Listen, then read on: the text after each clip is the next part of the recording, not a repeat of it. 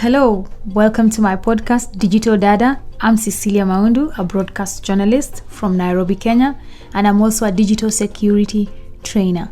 Today we are discussing the rise of online violence during COVID-19. There has been a surge on online violence during this period, and the most targeted people are women journalists, women politicians, basically women with voices online. And today to discuss this issue with me is none other than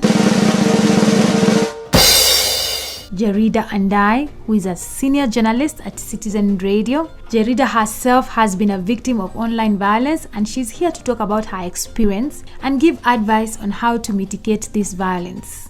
Jeridah, karibu sana. Oh, hi. Nice to see you, Cecilia, and nice to be here with you. Thank you so much. My name is Jeridah Andayi. I am a broadcast journalist. I head Radio Citizen, which is Kenya's leading FM station. Let me just say, we are very excited and thrilled to have you here. So, Jeridah, you are one of the people who have been violated online in the recent past. Let me first start saying I'm very sorry about that. I just want you to tell us a bit about your story, how it has been, how you've been handling online violence, so that when someone else is listening outside there, they can be able also to know how to handle it, how you've been able to sustain yourself online. I've not seen you trying to self-censor yourself, which is very good. You've not left the online platform.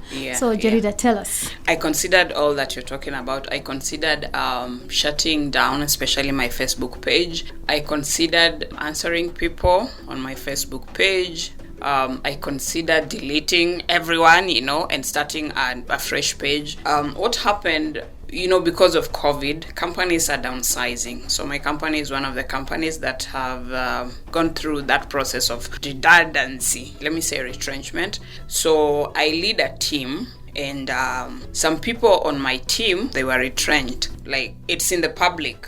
So if anything happens to anyone in a radio station, especially a radio station as popular as the one I had, Radio Citizen, people will know. And so when people saw that one of my lead presenters had been retrenched, they went on a rant on my page. And you are the one bearing I am the one bearing that brand. Wow. And I didn't know about it, by the way. I didn't know that people were calling me names. I continued, it's normal. So me, I would go to my Instagram, Facebook, put a post, say something. I didn't know the comments that come in, because don't go back like every day to check what people have said. That posts I put, and I go back when I have time. I go through the comments, I reply, I comment, I do all that. Sometimes I don't. Unfortunately, this is the week that I was very busy, and so I didn't get the time to go back. So every day I'm putting a post, at least a post, and then I don't go back. So that ranting went on for like 3 days. So all that time you are unaware that I don't know what is happening on my page. Okay, so people are there calling me names. Every photo I put up, they start abusing me. Everything I say on social media, they start abusing me. They formed hashtags, they tagged me, they made groups, especially on Facebook. I felt like maybe it was like a group. So every post that goes up, this one comes with a comment, another one answers, so it goes on and on and on and on. And I didn't know all about that until on a Thursday evening. So my sister calls me and is like, what have you done this time on social media?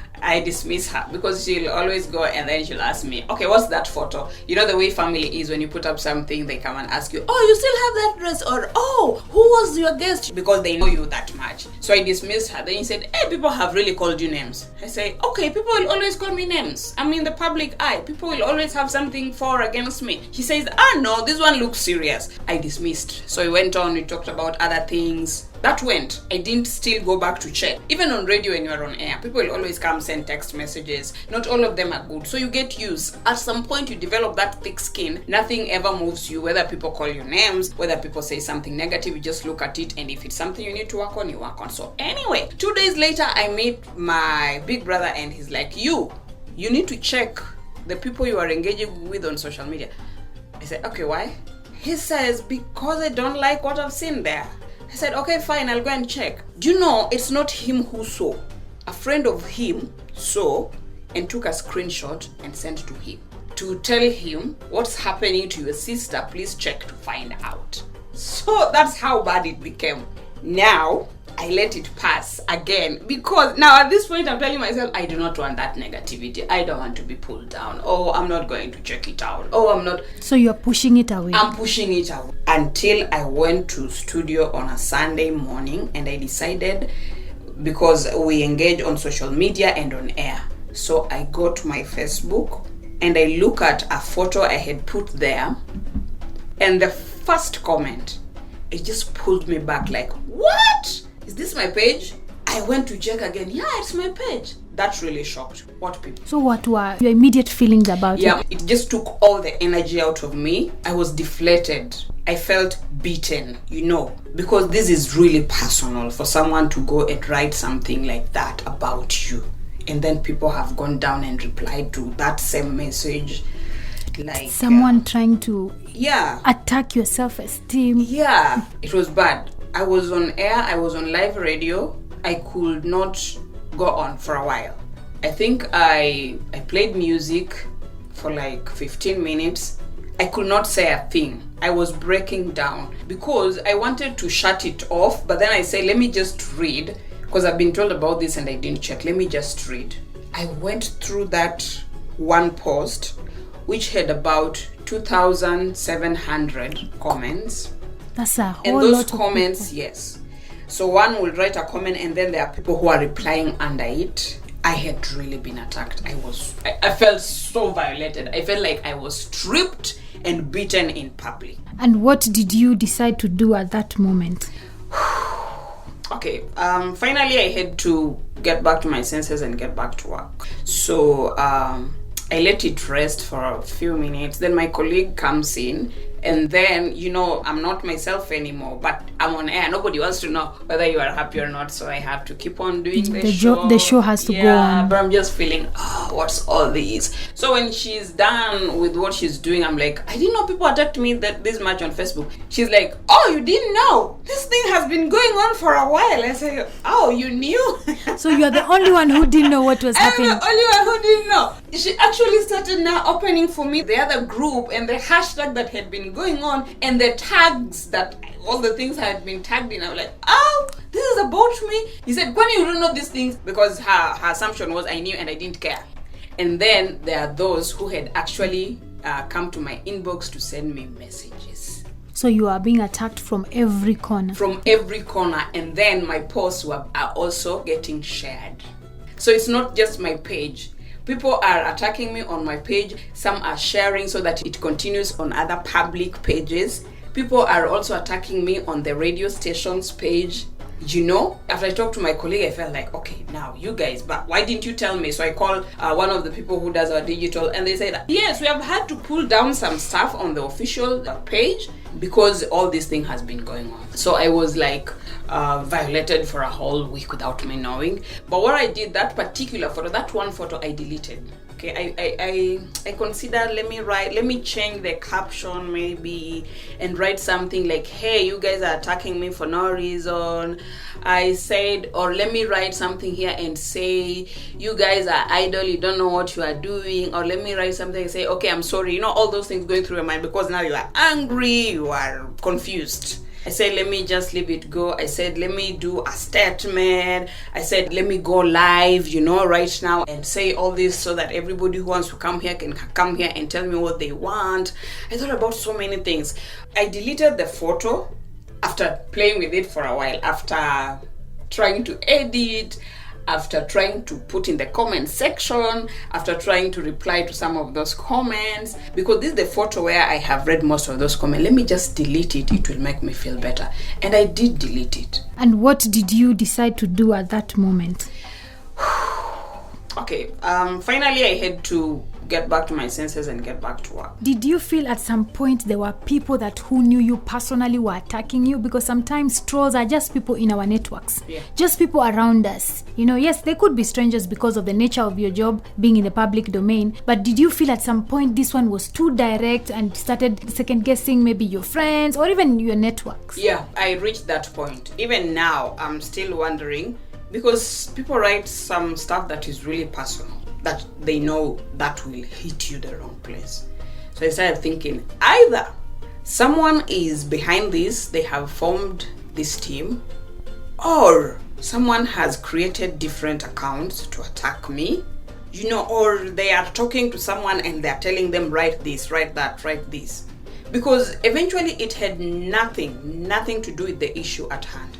It had nothing to do with that. And you see, that is what is the issue on online violence. It moves from whatever you've said to being sexist to attacking your personal lives. The way you look, they start pulling photos that you had put before and saying, look, she even did this. They start speculating. They say, or is she sleeping with whoever, so and so that it's bad. They start digging up information about your family. People start asking, is she married? This one, which man will even, those very personal deep stuff, yes. And objectifying you as a woman. And I believe it's a group, maybe it was one person, but then the replays were so many of people saying, women pull each other down. You have just shown us how you are pulling the rest of the women down because you will never let a woman grow up. And that went on, and there was a discussion about that. Did you feel like you would want to talk to your family? Because now your siblings had already started seeing those things. Because those are our first concern. Because sometimes online violence moves to offline. Mm-hmm. So you are also scared because you have kids who are also on this social media platform. Yeah, I thought about going home to tell my children because I know they are there with me online. But then I said no, probably they have not seen. And I know they also have their friends. Sometimes you'll put something online and then my 16-year-old will say, oh, mom, how can you do this? My friends who are making fun of me or stuff like that. I actually decided that I will not pay any attention to this. Did you think at one point to block them? I thought of that. I thought of blocking them one by one. I thought of answering each person one by one. Like in the same tone they were talking to me, I thought of answering them in that same tone one by one. I decided no. I said I need to delete you and block you. I decided no. I remember I even went to my blocked list and I saw I have maybe just 3 people I've blocked because I wanted to add so many people. I said no, it won't help. I did nothing. In the end, after I talked to the pastor and he told me, I'm praying for you, ignore those people, they don't know you. They're just people who have heard you on radio and have seen you online. They don't know you. People who know you are not going to attack you where you cannot hit back. And he said, people who really know you and they see you have made a mistake and they want the best for you, they will come to you and they will ask you and they will direct you. But someone who cannot face you and they are doing it in an anonymous way, ignore them. I deleted that one photo. I left the rest. I don't care what everyone has written there. I'm telling myself, I don't know these people. They don't know me. They might be going through something I don't know. I am not going to join them in their party. Let them have a party. When the party is done, we will come back and then we'll continue. Wow. Jeridah, when you talk about the violence that you've gone through, some people just do it for fun. They see that Jeridah has been abused on Facebook. Like, what more can I do? I can also continue with whatever they're saying. And that's why they don't attack you on the fact. They start attacking you on things which are not related to what you did. And you, as a senior prominent journalist in this country, we've seen not only you, so many journalists during this COVID-19, they've gone through this online violence day in, day out. We've seen today Betty being accused she's in Dubai while she's just here in Kenya, So what would your advice be? Because I know some of them really struggle with this thing, because it gets to you on a personal level. And as I said, as a mother, you're also worried about your own children. Yes. At the same time, not even you, but your own children. My children. What would be your advice? Pick the battles you want to fight. If you're not comfortable with what I'm posting, if you're not comfortable with my lifestyle, then clearly you are not my audience. Kindly leave and find someone whom you are comfortable with. Jeridah, these people attack you online, the trolls. They actually don't attack you on facts or whatever you have said. We would say, like, if they attack you on facts, like a presenter, you would say, what can I change? Because by the end of the day, these are still your audience, and we still want to keep our audience because that's why we are there. With no audience, we have no business by the end of the day. But when they start attacking you on how you look, on personal comments, we've seen Okwara being accused of bleaching her skin. We saw Brenda, who was the first COVID patient to come out publicly, being accused of so many things to a point people leaking her photos online. So what do you do? Because there's nothing to change there. Did you think of legal means of handling this thing? Did you try and even approach your bosses? Because I feel like even media houses should have a responsibility towards their journalists. I considered calling police, but I realized when you're giving power to people who have no power over you, you're just going to create a story. And I got back and told myself, I don't know what people are going through. People are really stressed up this corona period. But I could have gone, and I have that evidence. The insults that I got, they're still on my page, by the way. I only deleted one photo. There are like 6 more photos that was very heavy. The others, it has gone down because I can see the comments. I can see a photo that has like 100 plus comments. I know half of that is insults. A photo that has fewer comments, then I know there are fewer comments during that period. The rest have not had that issue. So I know, and I have seen, and I have that evidence, which I could walk with to a police station, and people will be prosecuted for that. And I think maybe that's where we need to get to. But when you are in the media, there is always that feeling of, but this is my audience. There are days they are really nice, and there are days they are bad to me. So I'll give them the benefit of the doubt. So I let it pass. But if I wanted to pursue it further, I will do it. I have the evidence. It will take time maybe to get them because some might be using pseudonyms or accounts that they create and delete. But if I wanted, the evidence is there and I will do it. But I just asked myself, what will it? It's extending a bad incident, a bad episode. You don't want it to go on and on and on and on and on, and standing in court and saying how they abused you or insulted you. So I, being a public figure, you start thinking, do I want to draw any extra attention to me? You see, you mentioned something very interesting, how emotionally draining the court process will be. And that is what also is giving these trolls power, because they know even if you start following it legally, it will be more draining and even financially draining on your side than on their side. Yes. So what is the way forward? What is the answer? Because at some point, this issue has to be taken care of. Especially right now, we know in 2022 we are going to election. It's going to be even worse, So what are we going to do to be able to protect women with voices online like yourself? I don't know. Maybe we need to use our voices in a different way, okay? I have felt at some point that I failed because this is not the first time I'm getting attacked online, actually. But I just chose to talk about this incident. I've been attacked before. I think that was even worse because now that was a video that was shared everywhere. And I think we need to use our voices more to tell people about their engagements on social media. Public sensitization about this issue. Exactly. Because there are some people who feel like, this is not violence. Just because I'm behind the keyboard, it's like, that's not violence. Yes, you are abused on social media, so what? Just because it's online does not make it less harmful. It is very harmful, especially what I like to tell people in the groups that I'm in, stop sharing videos. You know a video where someone has done something bad? Yes. And then you share that video. That is called second perpetrator of online violence. Exactly. You are doing the same thing now. You are even making it worse by sharing. You are now broadcasting it. Hey, did you see this? It is the same thing like if someone put up a post you didn't like and then you are sharing it. You are sharing links so that you have seen people have really abused someone, and then you share that link. You are like, oh my God, why are people telling her this? You are not even helping. Some people think they're helping. You are not helping. I saw my friend Ruth Matete when she lost her husband, and she's my very good friend, and the online trolls and people were sharing that link everywhere, and I said, this woman has lost her husband. She is in mourning. She's pregnant. You are not helping.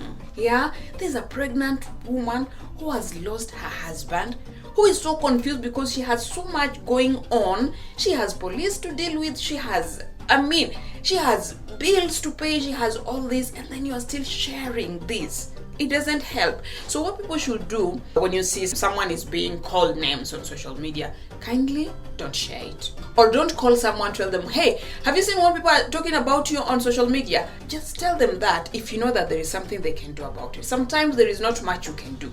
So taking that video, that photo, doing a screenshot of someone's comment that you know everyone is reacting to and sharing it is bad. And why do you think that online violence has become so bad during this COVID-19 period? Everyone is online. People have a little more time on their hands, and people are anxious. People want to know what's happening. Number two, people are so anxious about the situation that is happening around the world. So they are searching for information about COVID. That's why it's very easy for people to find one of those bad posts that people are sharing, and they join in the party. So what is your parting shot on how to mitigate online violence? The best thing we can do right now is raise our voice. We have to let people know that this is violence. So, Jeridah, thank you so much for joining us. Thank you so much for telling us your story. This episode has been made possible by Check Global Microgrants. It's going to be on SoundCloud and YouTube. Please like, share, subscribe, and give us your comment. We would want to hear what you think about it. Until next time, bye.